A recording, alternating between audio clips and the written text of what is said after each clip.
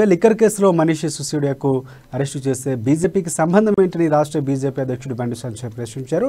ఇక ఢిల్లీ లిక్కర్ కేసులో తాము ఎలాంటి చర్చ జరపలేదన్నారు. మనీష్ సిసోడియాను సిబిఐ అరెస్టు చేస్తే కేసీఆర్ స్పందించాడు, కానీ కవితకు సిబిఐ నోటీసులు ఇస్తే కేసీఆర్ ఎందుకు స్పందించి బండి సంజయ్ నిలదీశారు.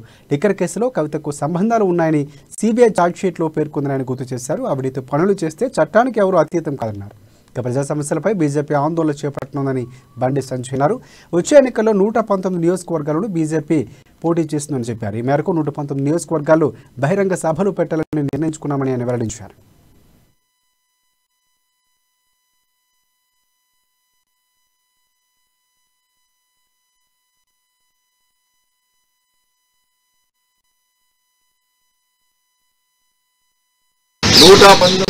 పోటీ ఉన్నది.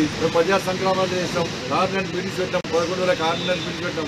ఫ్లెక్స్ చూడండి, పోటీ చూడండి, అక్కడ నాయకుల మధ్య పోటీ చూడండి. కావాలనే ఒక section media plus BRS party, Congress party BRS party కలిసి అచ్చరబోతుంది. 112 నియోజకవర్గంలో భారతీయ జనతా పార్టీ ఎక్కడెక్కడ పోటీ ఉందో మీ అందరూ తెలుసు. చాలా జిల్లాలో మీడియా రాసింది నాయకుల మధ్య పోటీ, అది మీరే రాస్తున్నారు. బీఆర్ఎస్ పార్టీ కాంగ్రెస్ పార్టీ ఒక ప్లాన్ ప్రకారం ఒక సెక్షన్ మీడియా ద్వారా బీజేపీకి నాయకులు లేరు, బీజేపీ అభ్యర్థులు లేరు. బీజేపీ అభ్యర్థులు కూడా భారతీయ ఎందుకంటే ప్రజలు ఒకప్పుడు దేశంలో భారతీయ జనతా 2 సీట్లు పార్లమెంట్ సీట్లు అంత డిపార్ట్ అయినాయి. ఇట్లా హేళన చేసే అందరూ 2 సీట్ల భారతీయ జనతా పార్టీ దేశంలో అధికారంలోకి వస్తామని చెప్పారు.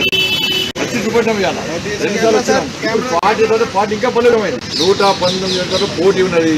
ప్రజా సంగ్రామాలు చేస్తాం, కార్నర్ బిల్స్ పెట్టాం.